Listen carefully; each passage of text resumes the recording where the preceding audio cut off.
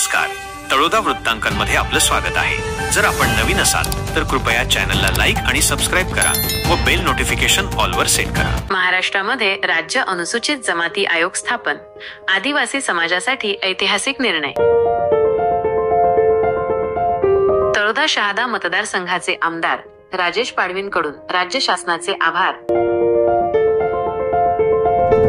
महाराष्ट्रातील आदिवासी बांधवांसाठी एक महत्त्वाचा आणि ऐतिहासिक दिवस ठरला आहे। मुख्यमंत्री देवेंद्र फडणवीस यांच्या नेतृत्वाखालील राज्य सरकारने नुकत्याच झालेल्या मंत्रिमंडळ बैठकीत महाराष्ट्र राज्य अनुसूचित जमाती आयोग, Maharashtra state scheduled tribes commission स्थापन करण्यास मान्यता दिली आहे। अनेक वर्षांपासून प्रलंबित असलेली ही मागणी आता प्रत्यक्षात आल्यामुळे आदिवासी समाजाला न्याय मिळण्याच्या दिशेने एक मोठे पाऊल उचलले गेले आहे। मुख्यमंत्री फडणवीस यांच्या ठोस निर्णयामुळे आणि आदिवासी विकास मंत्री प्राध्यापक डॉक्टर अशोक उईके यांच्या अथक प्रयत्नांमुळे हा निर्णय मार्गी लागला असून भाजप सरकारच्या सबका साथ सबका विकास या वचनाची पूर्तता करणारा ठरतो आहे।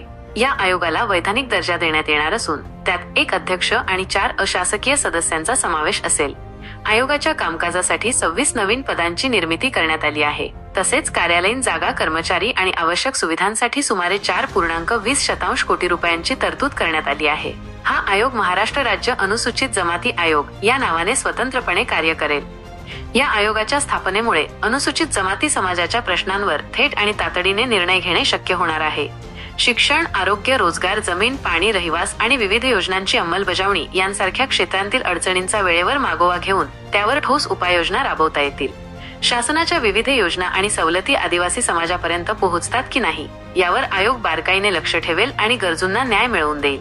आतापर्यंत आपल्या समस्यांसाठी वेगवेगळ्या कार्यालयांचे उंबरठे झिजवणाऱ्या आदिवासी बांधवांना एक स्वतंत्र मंच उपलब्ध होणार आहे, जिथे त्यांच्या मागण्या ऐकून घेऊन निर्णय घेतला जाईल।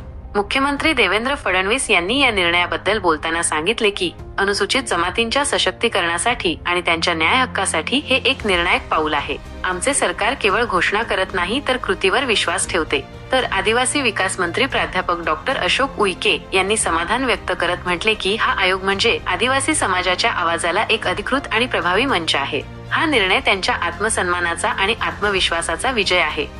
या निर्णयानंतर तळोदा शहादा मतदारसंघाचे आमदार राजेश पाडवी यांनी तळोदा येथील शासकीय विश्रामगृह येथे दिनांक 6 जून रोजी पत्रकार परिषद घेऊन मुख्यमंत्री देवेंद्र फडणवीस यांच्यासह संपूर्ण राज्य मंत्रिमंडळाचे आभार मानले। ते म्हणाले की आदिवासी समाजाला मुख्य प्रवाहात आणण्यासाठी हा योग्य आणि चांगला निर्णय आहे। या पत्रकार परिषदेला भाजपाचे ज्येष्ठ नेतेही उपस्थित होते।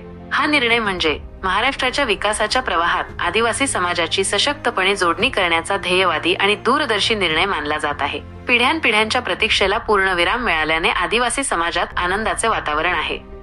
आदिवासी समाजाच्या न्याय हक्कासाठी महायुती सरकारने एक चांगला निर्णय कॅबिनेटमध्ये घेतला, ज्याच्याने महाराष्ट्रामध्ये आदिवासी अनुसूचित जमाती आयोगाची स्थापना करण्यास जाहीर केलं। त्याबद्दल महायुती सरकारचं आणि राज्याचे मुख्यमंत्री आदरणीय फडणवीस साहेबांचं, दोन्ही मुख्यमंत्री महोदयांचं, संपूर्ण मंत्रिमंडळाचं आदिवासी समाजाचा आमदार म्हणून मनापासून आभार व्यक्त करतो, धन्यवाद देतो। ज्याच्यामुळे आदिवासी समाजाचे अनेक वर्षापासून असलेले समस्या असतील किंवा प्रश्न असतील ते सोडवण्याला ह्या आयोगामार्फत मदत होणार आहे। आणि एक चांगलं व्यासपीठ आदिवासी समाजाला त्या ठिकाणी न्याय देण्यासाठी त्या ठिकाणी सरकारने उपलब्ध करून दिलं। ह्याच्याने जे काही समस्या असतील की जे काही प्रश्न असतील ते सोडवण्याला नक्कीच आयोगामार्फत गती मिळणार आहे। कारण हे संविधानिक आयोग आहे, त्याला अधिकार मोठ्या प्रमाणात प्राप्त होतात। म्हणून त्या आयोगाचे जे काही निर्णय असतील, जे काही सूचना असतील, आदेश असतील त्याची दखल घेणं शासनाला आणि प्रशासनाला हे मॅन्डेटरी आहे। म्हणून आदिवासी समाजासाठी हा अतिशय चांगला ऐतिहासिक असा निर्णय सरकारने घेतला, त्याबद्दल मनापासून आभार. धन्यवाद.